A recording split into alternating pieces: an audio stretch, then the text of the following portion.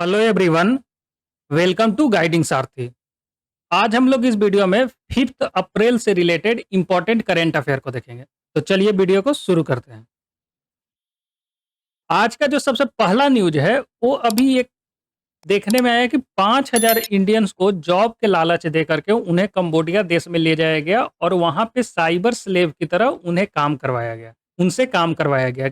अब स्लेव क्यों? क्योंकि ना उन्हें खाना ज़्यादा दिया जाता था, ना ज़्यादा उन्हें आराम करने दिया जाता था और उन्हें केवल स्लेव की तरह काम करवाया जाता था। और काम क्या था? अपने ही फेलो इंडियंस मतलब इंडियन से ही पैसा ऐंठना। मतलब साइबर क्राइम की तरह उन्हें कुछ भी झूठा तसल्ली दे करके पैसा उनसे निकालना। तो ऐसा भी एक स्कैम सामने में आया है। अभी मिनिस्ट्री ऑफ एक्सटर्नल अफेयर भी अभी इसको कंफर्म कर दिया है और उन्होंने बोला है कि इंडियन एम्बेसी जो कंबोडिया में है और कंबोडियन गवर्नमेंट दोनों साथ में मिल करके काम कर रहे हैं, जिसका रिजल्ट ये है कि 250 पीपल, ये 5,000 में से लगभग 250 पीपल को वापस इंडिया में भेजा जा चुका है। उन्हीं जो बच करके वापस आए हैं, उन्हीं में से एक नाम है स्टीफन। उन्होंने बताया कि उन्हें जॉब का लालच देकर जॉब का लालच देकर के, प्रॉमिस देकर के उन्हें यहाँ से ले जाया गया और वहाँ जबरदस्ती फोर्सफुली उनसे फेक सोशल मीडिया प्रोफाइल बना करके अपने पीपल को साथ स्कैम किया गया। और ये देखा गया कि पिछले 6 महीने में 500 करोड़ से भी ज़्यादा रुपए का स्कैम इन्होंने इंडियन से किया है। तो ये अभी सामने आया है। तो मिनिस्ट्री ऑफ होम ने भी अब एक नया प्लान शुरू कर रहा है ताकि ये जो इंडियंस वहाँ फँस गए हैं, उन्हें वापस सही सलामत बचा करके लाया जाए। तो ये एक इम्पोर्टेंट न्यूज़ था। चलते हैं अब क्वेश्चन पे। आज का जो सबसे पहला क्वेश्चन है, with reference to the Pulikali dance consider the following statement. It is a form of tiger dance. और दूसरा है, it is held during the Onam festival. Which of the following statement is or are correct? Only one, only two, both या none of the above?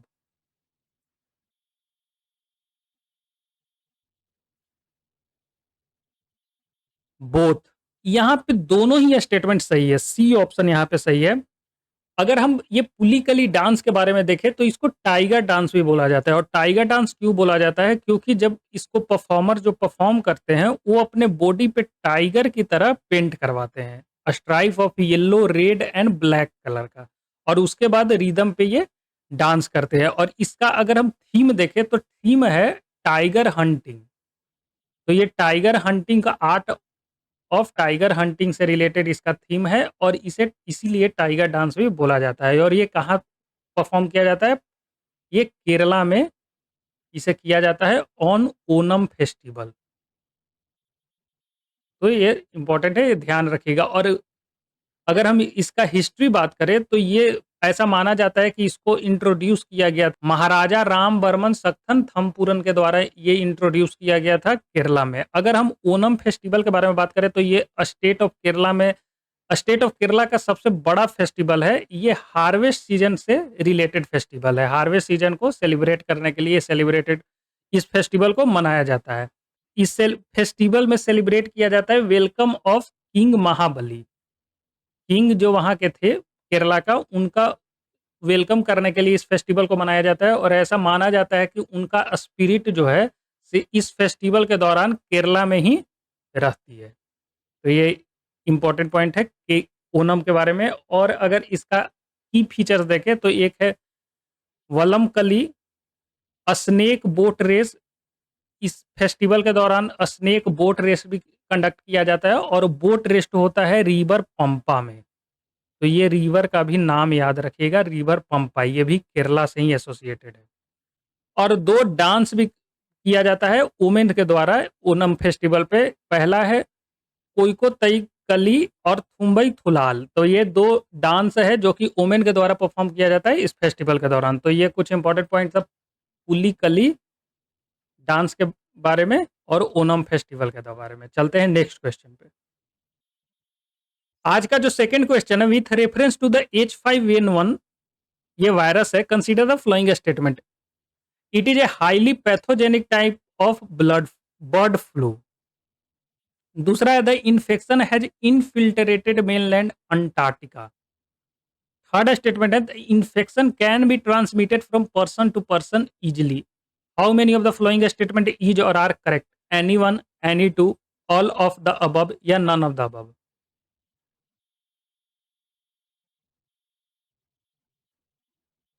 यहाँ पे B, any two, क्योंकि third statement गलत है। ये पर्सन टू पर्सन और generally human को बहुत कम ही इन्फेक्ट कर पाता है। तो इसका इन्फेक्शन जो है transmit from person to person easily नहीं होता है। बहुत रेयर केस में ही ये ट्रांसमिट किया होता है, ऐसा देखा गया है। अगर हम H5N1 बर्ड फ्लू के बारे में बात करें तो ये अभी देखा गया है कि ये जो है से अंटार्कटिका में भी अब स्प्रेड होना शुरू हो चुका है। इसको सबसे पहला बार 2020 में यूरोप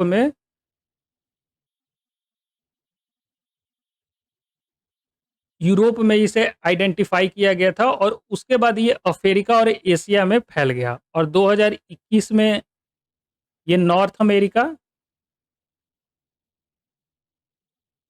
2022 में साउथ अमेरिकन कॉन्टिनेंट में और अभी एक जो रिजल्ट सामने आया है कि फ़रवरी 24 में जो स्टडीज़ हुई हैं, तो उसमें देखा गया है कि ये अंटार्कटिका में भी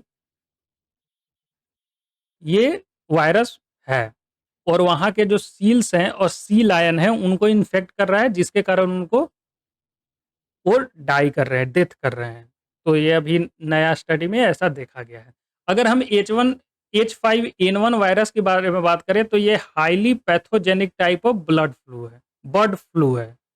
मतलब बर्ड फ्लू का ये मॉडिफाइड वर्ज़न है और उसी का हाइली पैथोजेनिक मतलब और ज़्यादा फेटल है ये बर्ड फ्लू से। तो ये ध्यान रखिएगा। बर्ड फ्लू जो है से एक एवियन फ्लू है जो कि हमारे बर्ड्स को वाइल्ड बर्ड को ये इन्फेक्ट करते हैं और जिनके कारण उनका मृत्यु हो जाती है। और इसी के कारण जो है से चिकन चिकन जो हो गया, जो पोल्ट्री फार्म से रिलेटेड जो हो गया, उनको बहुत प्रॉब्लम होता है इस वायरस के कारण। तो ये ध्यान रखिएगा कि एक बर्ड H5N1 जो है से high pathogenic type of bird flu है। चलते हैं नेक्स्ट क्वेश्चन पे। आज का जो क्वेश्चन नंबर 3 है, which country did the Indian coast guard vessel Samudra Paheredar visit during its ASEAN mission? Indonesia, Thailand, Myanmar या वियतनाम? इसका सही जवाब है डी, वियतनाम। समुद्र पहरेदार जो इंडियन कोस्ट गार्ड का एक शिप है, वो अभी एशियान विजिट पे है, एशियान देश के विजिट पे, तो ये भी वियतनाम गया है। ये 3 दिन का विजिट में है और 3 देश ये कवर करेगा। पहला है फिलीपींस, फिर है वियतनाम और उसके बाद ब्रुनई। तो ये 3 डे विजिट पे है और ये जो समुद्र पहरेदार शिप के बारे में अगर बात करें तो ये इंडियन कोस्ट गार्ड का शिप है और ये मैरीन पॉल्यूशन रिस्पॉन्स करता है। मैरीन से रिलेटेड जो पॉल्यूशन होते हैं उस पे ये नज़र रखती है। तो ये इसके बारे में याद रखिएगा, ये प्रिवेंट करता है मैरीटाइम क्राइम भी। मैरीटाइम क्राइम से रिलेटेड भी ये प्रिवेंट करता है और दूसरा है maritime search and rescue operation में भी ये इंडियन कोस्ट गार्ड को मदद करती है।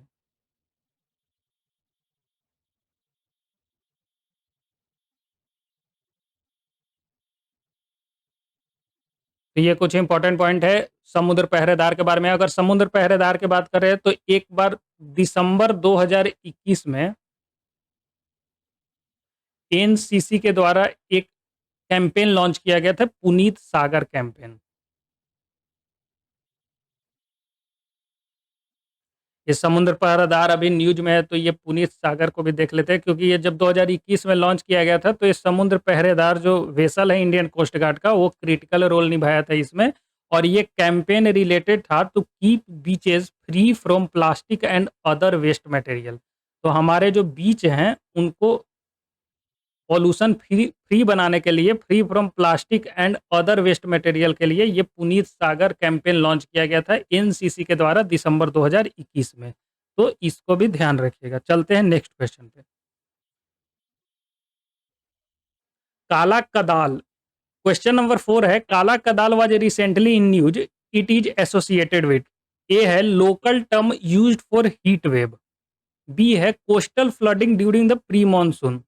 सी है cyclone originated in Arabian sea. और डी है बैक वाटर ऑफ केरला। तो ये बताना है कि काला कदाल किस चीज से रिलेटेड है। यहाँ पे बी ऑप्शन सही है। ये कोस्टल फ्लडिंग है प्री मानसून, मतलब मानसून से पहले। अभी ये देखा गया है कि काला कदाल जो है तो केरला कोस्ट को हिट किया है। ये कोस्टल फ्लडिंग से रिलेटेड है। ये सुनामी नहीं है, ये केवल कोस्ट पे और फ्लडिंग आ जाता है। 11 मीटर के आसपास इसका हाइट होता है, जिसके कारण जो कोस्ट से रिलेटेड जो फिशर्समैन के घर होते हैं वो इसमें डूब जाते हैं। तो ये कोस्टल फ्लडिंग से रिलेटेड है और इसका नाम जो है से फिशरमैन के द्वारा ही दिया गया था। कलान का मतलब होता है थीव एंड कदाल के मतलब होता है सी, और यही नाम को अब यूनेस्को भी और ग्लोबल लेवल पे भी इसको एक्सेप्टेंस मिल गया है। तो ये प्री मानसून मतलब मानसून स्टार्ट होने से पहले ये कोस्टल फ्लडिंग आती है, उसी को कला कदाल बोलते हैं। तो ये ध्यान रखिएगा, अभी केरला को ये हिट किया है। ये क्या है कि इससे एक इम्पोर्टेंट और पॉइंट है कि ये कोई भी without precursor of any kind of local wind, इसके आने का कोई भी संकेत और लोकल विंड से रिलेशन नहीं है। तो इसी के कारण क्या है कि ये डिफिकल्ट होता है टू आइडेंटिफाई करना, ये पता लगाना कि कब ये काला कदाल हिट करेगी। तो और भी ज़्यादा होता था, लेकिन अभी क्या है कि हमारे Indian national centre for ocean information service, इन्होंने 2020 में एक इक्विपमेंट तैयार किया जो कि स्वेल सर्ज फोरकास्ट सिस्टम है। ये कुछ दिन 7 दिन पहले बता देती है कि कब ये इंसिडेंट हैपन होने वाला है, तो जिसके कारण और भी हमें सुरक्षा प्रदान होती है फिशरमैन को, और हम उन्हें अच्छे तरह से प्रोटेक्ट कर पाते हैं। तो ये ध्यान रखिएगा, कला कदाल जो है सब मलयालम लैंग्वेज का टर्म है और इसका मतलब होता है coastal flooding during the pre monsoon. चलते हैं नेक्स्ट क्वेश्चन पे। आज का जो फिफ्थ क्वेश्चन है, with reference to the great Indian bustard consider the following statement. पहला स्टेटमेंट है it is listed as a critically endangered. Second है they these are mainly found in desert national park and the Kutch region. Third है they are facing imminent extinction due to high tension network of solar and wind energy. How many of the following statement is or are correct? Any one, any two, all of the above या none of the above?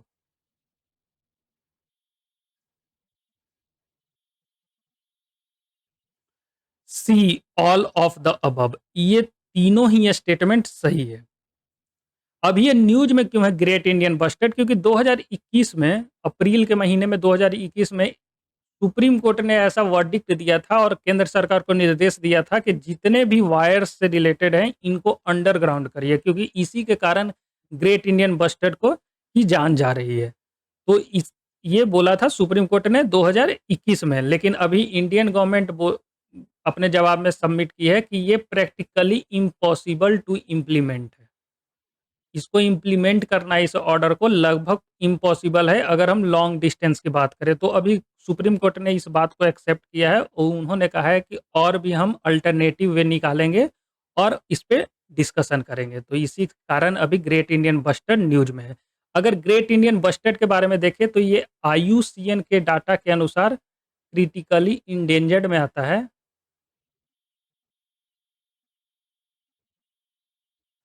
वहीं sites के अनुसार appendix 1 में,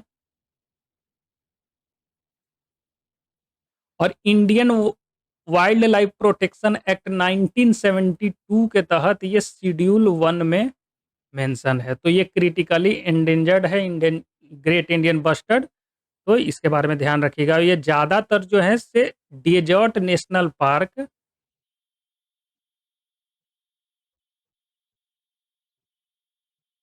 जो कि राजस्थान में है, वहाँ पे ही ज़्यादा पाए जाते हैं। तो ये भी इम्पोर्टेंट है, ध्यान रखिए। अगर हम पावर लाइन के बारे में बात करें तो पावर लाइन एक फ्लाइंग बर्ड के लिए बहुत ही बड़ा थ्रेट है, क्योंकि ये दिखता नहीं है और उसके बाद इसमें कईयक पक्षियां जो है से टक्कर खा करके उनके जान चली जाती है। तो ये एक बहुत बड़ा थ्रेट है पावर लाइन। तो इसके बारे में जो हमारे wild life institute of India जो है WII, इन्होंने एक रिपोर्ट पब्लिश किया था कि ये ग्रेट इंडियन बस्टर्ड के लिए तो डेंजर है ही, बाकी और डिफरेंट मल्टीपल स्पीशीज़ हर साल इसके कारण मरते हैं। तो ये पावर लाइन जो है सो डेंजर है हमारे बर्ड स्पीशीज़ के लिए। चलते हैं नेक्स्ट क्वेश्चन पे। आज का जो 6th क्वेश्चन है, with reference to the Konark sun temple consider the following statement. पहला है, it was named a UNESCO world heritage site in 1984। Second है, it was build by king Narasimha Deva one in the 12th century. It is also known as white pagoda. तो बताना है ये तीनों statement में से कौन कौन सा स्टेटमेंट सही है। Any one, any two, all of the above या नन ऑफ द अबव।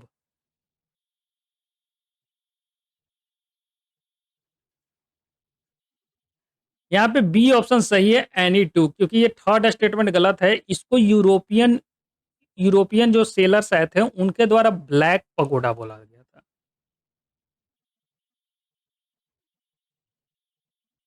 और ऐसा इसलिए क्योंकि जो इस टेम्पल का रूफ है वो डार्क है, तो इसलिए इसको ब्लैक पगोडा बोला गया था, ना कि व्हाइट पगोडा। और फर्स्ट स्टेटमेंट बिल्कुल सही है, इसको यूनेस्को वर्ल्ड हेरिटेज साइट में इंक्लूड कर लिया गया था 1984 में। और historically king Narasimha Deva one के द्वारा ये बिल्ड किया गया था। तो ये उड़ीसा में है, लगभग 35 किलोमीटर के आसपास है पुरी। पुरी से ये 35 किलोमीटर की दूरी पे है, तो ये ध्यान रखिएगा। और एक और इम्पोर्टेंट पॉइंट है, फेमस पोएट रविंद्रनाथ टैगोर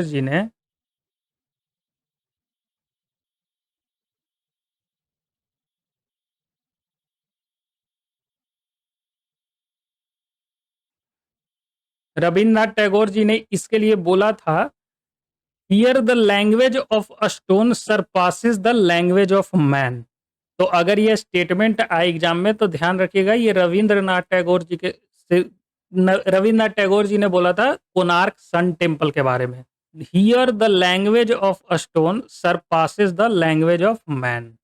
तो ये ध्यान रखिएगा। और इसमें टोटल जो 24 स्पोक का व्हील है वो रिप्रेजेंट करता है टाइम और द काल चक्र।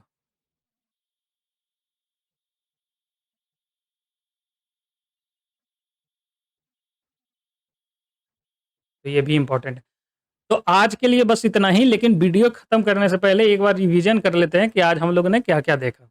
आज सबसे पहले हम लोगों ने एक स्कैम जो अभी इंडियन को जॉब के लालच देकर के कंबोडिया ले जाया गया और उनसे इंडियन को हमारे फेलो इंडियंस के साथ ये स्कैम करने के लिए ज़बरदस्ती किया गया, तो इसके बारे में हम लोग देखा है। और मिनिस्ट्री ऑफ एक्सटर्नल अफेयर अभी 250 लोगों को बचा करके लाई है, और होम मिनिस्ट्री ऑफ एक्सटर्नल दोनों मिल करके काम कर रही है कि अभी ये 5000 लोगों को सेफली कैसे हम वापस ले आएँ। उसके बाद पुलिकली डांस जो कि केरला के ओणम फेस्टिवल के दौरान मनाया जाता है, उसके बारे में हम लोग जाना है। इसको टाइगर डांस भी बोलते हैं, क्योंकि इसमें परफॉर्मर जो है अपने बॉडी पे टाइगर की तरह पेंट करवाता है और ये परफॉर्म करते हैं, तो उसके बारे में जाना। H5N1 जो कि ये बर्ड फ्लू का हाई पैथोजेनिक टाइप है, उसके बारे में जाना, क्योंकि ये अभी अंटार्कटिका में भी इसको पाया गया है, और वहाँ के जो सील और सी लायन है उनको इन्फेक्ट कर रहा है और उन्हें उसके कारण वो मर रहे हैं। तो इसके बारे में हम लोगों ने जाना H5N1। फिर उसके बाद जो हमारा इंडियन कोस्ट गार्ड का वेसल है समुद्र पहरेदार, वो अभी एशियान कंट्री के विजिट पे है, तो ये अभी वियतनाम गया था, और ये 3 देश के विजिट पे है, फिलीपींस, वियतनाम एंड ब्रुनई। तो इसके बारे में ध्यान रखिएगा, ये मैरीन पॉल्यूशन से रिलेटेड ये वेसल है। और ये 2021 में पुनीत सागर जो एक कैंपेन चला था उसमें भी पार्टिसिपेट किया था। कला कदाल जो कि एक coastal flooding during pre monsoon season है, ये अभी केरला में हिट किया है, तो इसके बारे में ध्यान रखिएगा। ये फिशरमैन के द्वारा इसको नाम दिया गया था, और ये जो इसमें क्या है कि पानी जो है से एक का लेवल बढ़ जाता है, जो कोस्टल पे फिशरमैन होते हैं उनको इससे प्रॉब्लम होती है, उसके बारे में हम लोग जाना। उसके बाद ग्रेट इंडियन बस्टर्ड, अभी जो सुप्रीम कोर्ट 2021 में अपना वर्डिक्ट दी थी कि जितने भी वायर्स हैं उनको अंडरग्राउंड किया जाए, तो जब इंडियन गवर्नमेंट बोली कि ये प्रैक्टिकली इम्पॉसिबल टू इम्प्लीमेंट है, तो अभी सुप्रीम कोर्ट इसको रिकंसीडर करने की बात की है। तो इसके लिए ग्रेट इंडियन बस्टर्ड जो है न्यूज में है। ये ज़्यादातर जो राजस्थान के नेशनल पार्क है, डेजर्ट नेशनल पार्क, वहाँ पे पाए जाते हैं, और ये IUCN के अनुसार क्रिटिकली इंडेंजर्ड है। वहीं वाइल्ड लाइफ प्रोटेक्शन एक्ट 1972 के तहत ये शेड्यूल 1 में पाए जाते हैं। पावर लाइन जो है ना केवल ग्रेट इंडियन बस्टर्ड को ही, लेकिन कई एक फ्लाइंग हमारे स्पीसीज हैं उनके लिए भी डेंजर है। उसके बाद हम लोगों ने कोणार्क सन टेम्पल के बारे में जाना कि इसको यूनेस्को वर्ल्ड हेरिटेज साइट का दर्जा 1984 में मिल गया था। किंग नरसिम्हा देव वन के द्वारा ये बिल्ड किया गया था और यूरोपियन सेलर्स के द्वारा इसे ब्लैक पगोडा नाम से बुलाया जाता है। ये उड़ीसा में से है और 35 किलोमीटर फ्रॉम पुरी। रविंद्रनाथ टैगोर जो एक फेमस पोएट हैं, उनके द्वारा इस टेम्पल के लिए बोला गया था, तो here the language of a stone surpasses the language of man.